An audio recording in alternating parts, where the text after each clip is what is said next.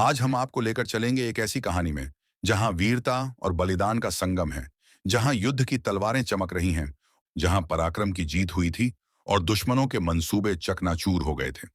तो तैयार हो जाइए, क्योंकि कहानी शुरू होती है महोबा के राज दरबार से। महोबा के राजा परमाल के दरबार में गंभीर चर्चा चल रही थी।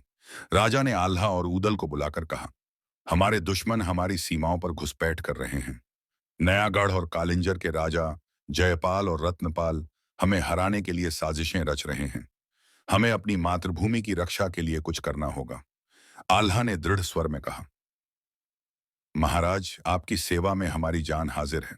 नयागढ़ का जयपाल हो या कालिंजर का रत्नपाल, हमारी तलवारें उन्हें सबक सिखाने के लिए काफी हैं। ऊदल ने मुस्कुराते हुए कहा, भैया, जब तक मैं जिंदा हूं, दुश्मन महोबा की तरफ आंख उठाकर भी नहीं देख सकते। बस आदेश दीजिए। सबसे पहले आल्हा उदल ने नयागढ़ का रुख किया। नयागढ़ का राजा जयपाल बड़ा ही चालाक और ताकतवर था। उसकी सेना विशाल थी और उसका किला अभेद्य माना जाता था।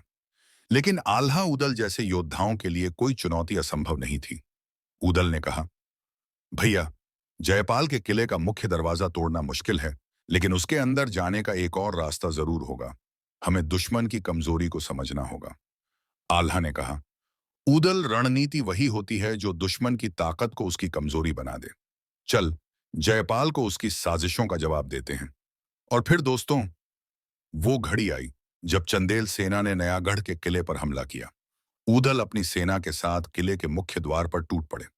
तलवारें चमक रही थीं, दुश्मनों के तीर बरस रहे थे, लेकिन ऊदल ने जयपाल के सेनापति को चुनौती दी और कुछ ही देर में उसे धराशायी कर दिया।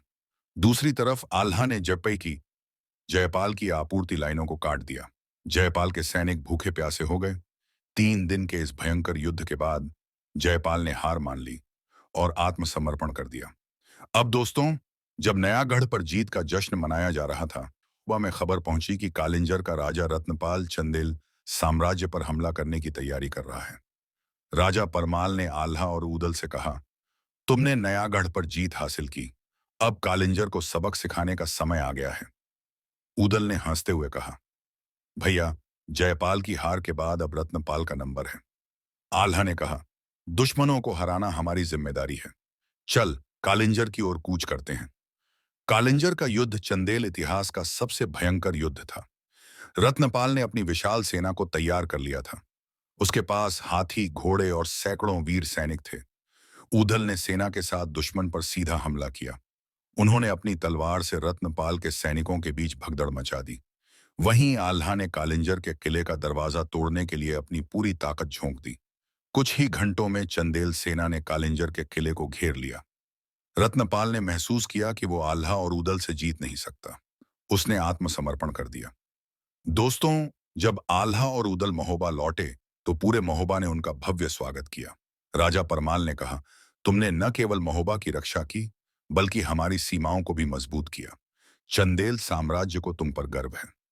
आल्हा और ऊदल ने सिर झुकाकर कहा, महाराज, हमारी तलवारें सिर्फ आपकी सेवा के लिए बनी हैं। दोस्तों, अभी तो कहानी खत्म नहीं हुई। अब आल्हा उदल का सामना होगा कन्नौज के राजा जयचंद से, जो पृथ्वीराज चौहान का शत्रु था। अब चंदेल साम्राज्य के लिए नई चुनौती बनकर खड़ा होगा। अगला भाग होगा भाग 10, कन्नौज का महासंग्राम। अगर आपको यह कहानी पसंद आई हो, तो हमारे वीडियो को लाइक और शेयर जरूर करें। हमारे चैनल स्टोरी चाणक्य आरपी को सब्सक्राइब करें और बेल आइकन दबाना न भूलें, ताकि आप हमारी नई कहानियों को सबसे पहले देख सकें। आपके सपोर्ट से ही हम और बेहतरीन कहानियां ला पाएंगे।